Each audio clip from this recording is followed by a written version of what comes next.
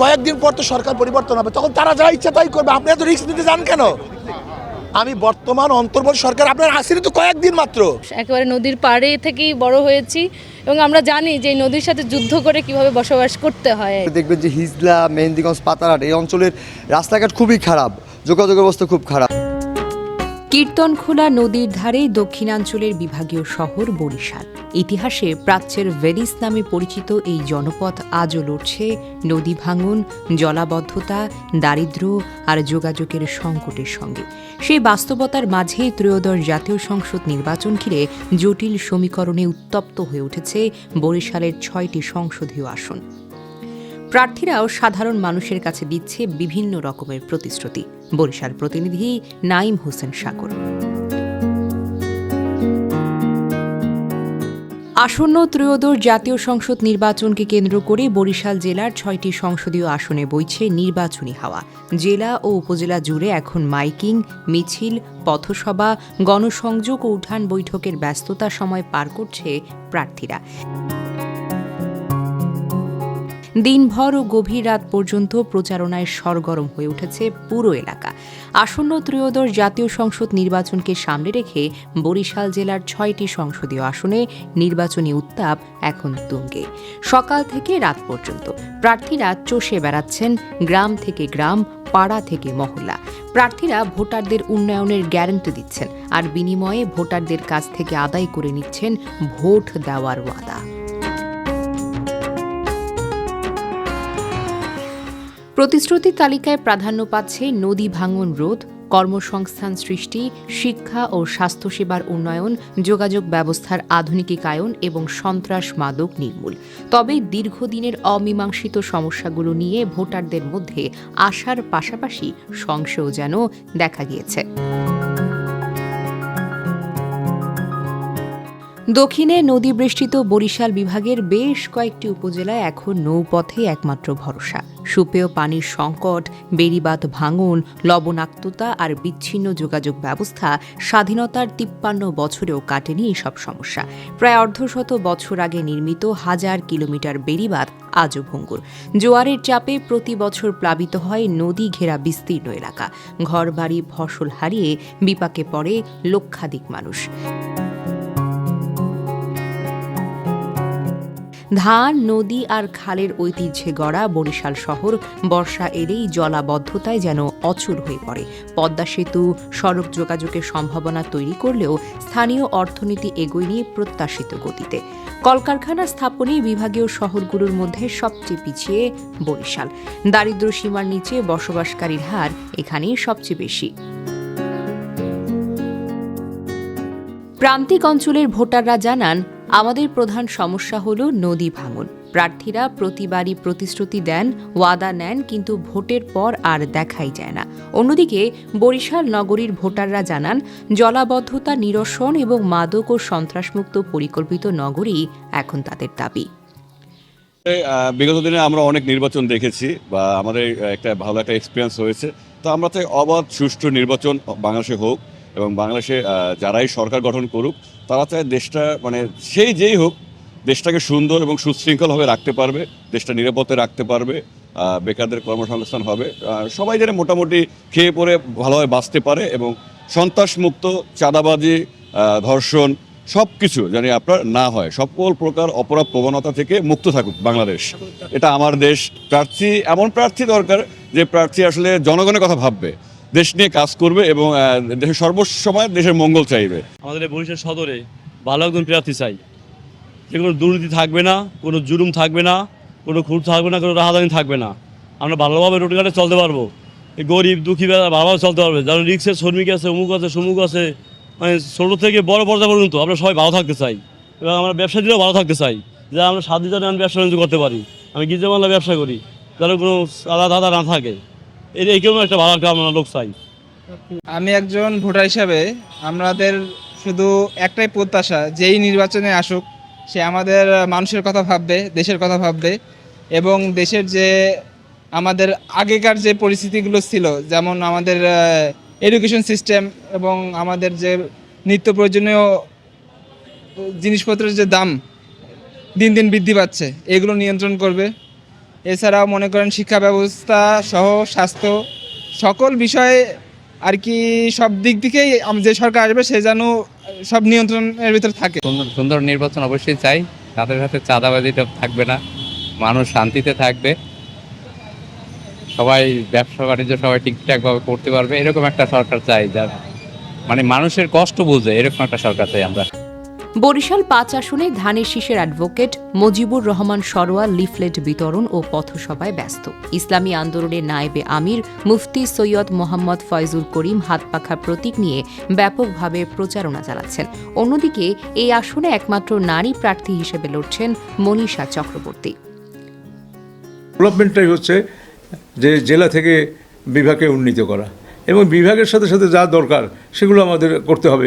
তবে আমার কাছে একটু আশ্চর্য মনে হয়েছে যে গত সরকারের সময় যারা ছিলেন তারা এই ধারাবাহিকতাটা রক্ষা করে নাই, যার কারণে এই উন্নয়নটা আমাদেরকে ইনশাল্লাহ করতে হবে যদি আমরা সরকারে যাই।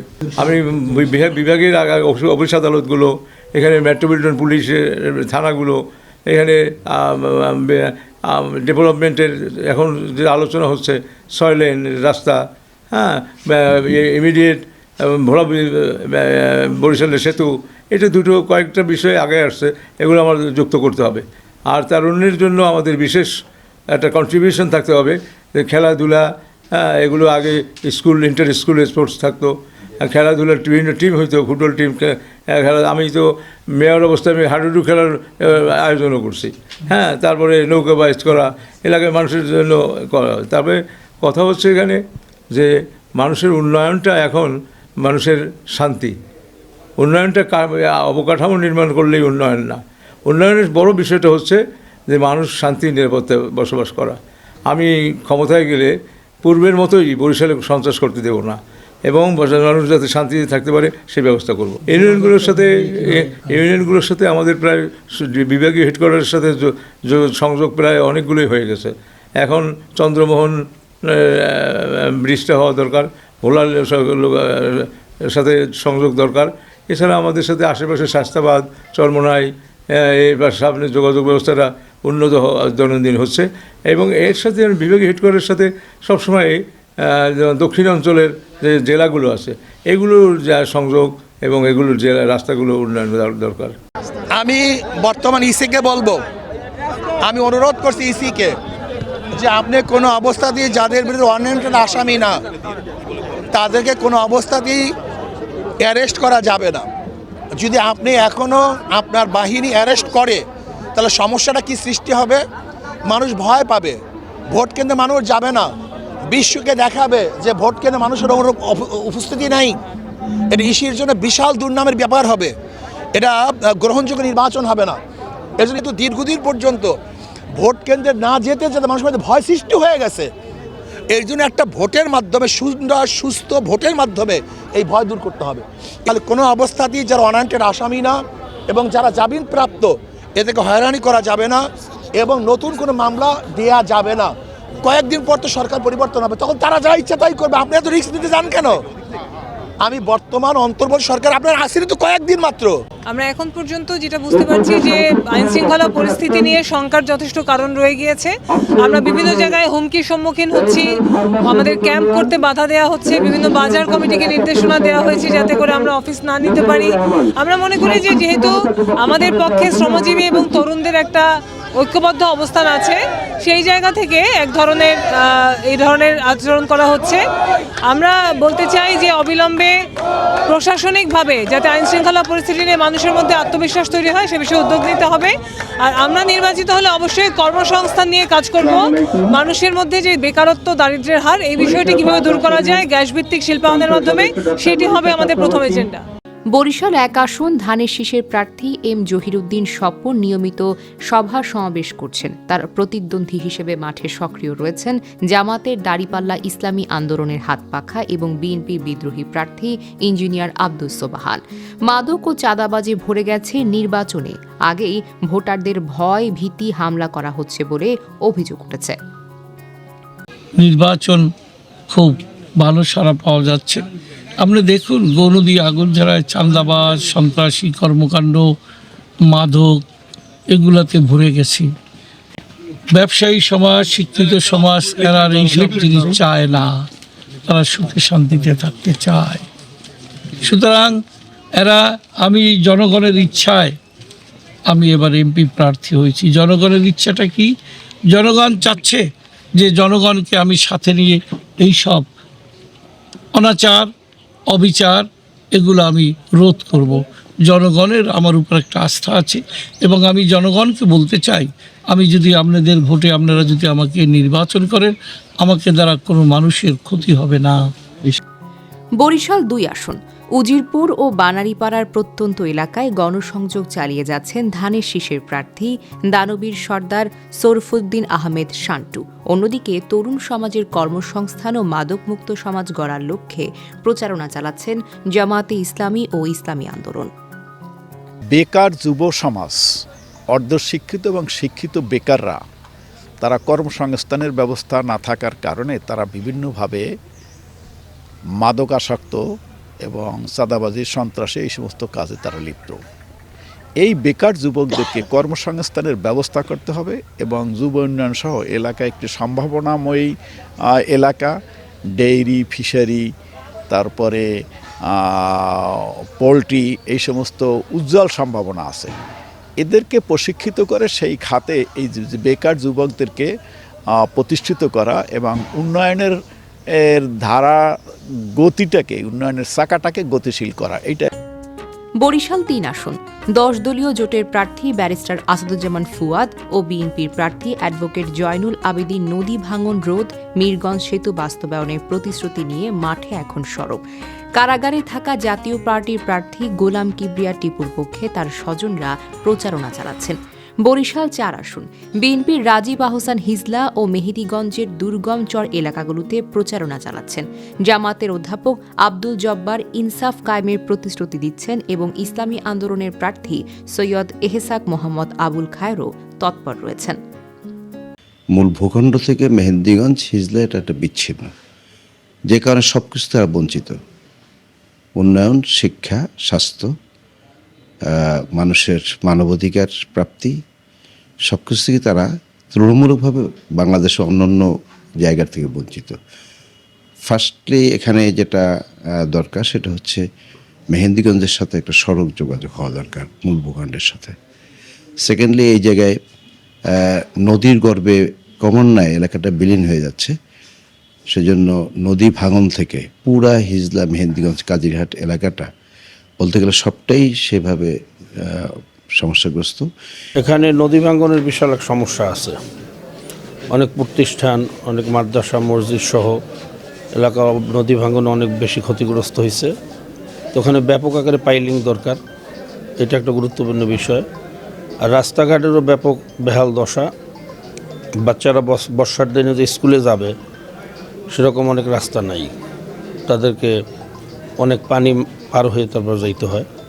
রাস্তাঘাটগুলো সংস্কার করা দরকার। আর শিক্ষা প্রতিষ্ঠানের শিক্ষার হার ওখানে একটু কম আছে, যেহেতু রিমোট এরিয়া, বিচ্ছিন্ন এরিয়া, ব্যাপক আকারে প্রতিষ্ঠানগুলো সচ্ছল করা দরকার।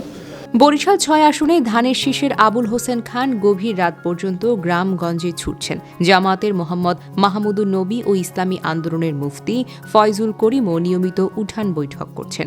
প্রান্তিক জনগোষ্ঠী ও নারীদের ভোটারদের পরিবেশ নিশ্চয়তার দাবি জানিয়েছেন বরিশালের সচেতন নাগরিক। আর বিএনপি ক্ষমতায় আসলে বরিশালে নারীদের 31 দফা রাষ্ট্র গঠন অনুযায়ী কাজ করবে বলে জানিয়েছেন নারী নেত্রী।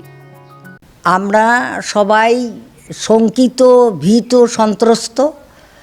যেমন একটা ভীতির অবস্থা দেখছি, তাতে আমরা ভোট সেন্টারে কিভাবে কীরকম পরিবেশ থাকবে এবং আমাদের যাওয়ার মতো বিশেষ করে নারী এবং প্রান্তিক জনগোষ্ঠী এবং সেখানে ভোট সেন্টারে গিয়ে তারা উপযুক্ত পরিবেশ পাবে এ বিষয়ে আমরা আতঙ্কিত, চিন্তিত।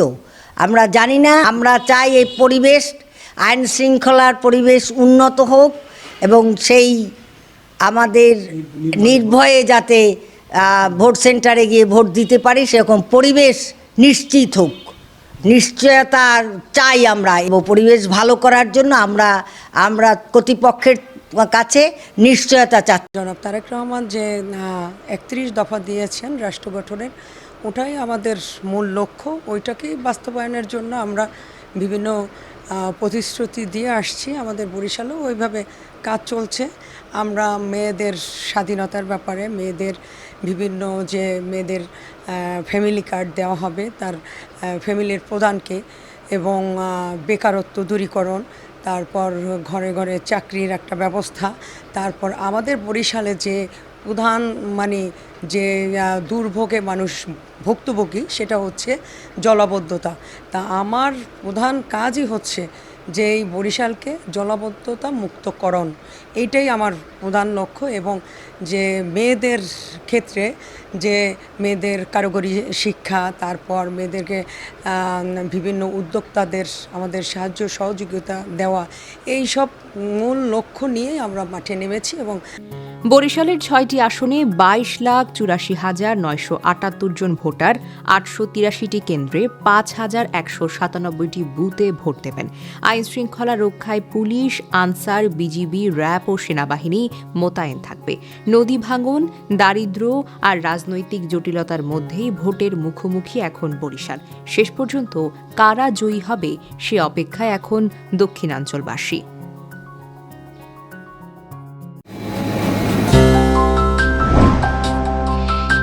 অগ্রযাত্রা প্রতিদিন, নির্ভীক প্রত্যয়ে উজ্জীবিত।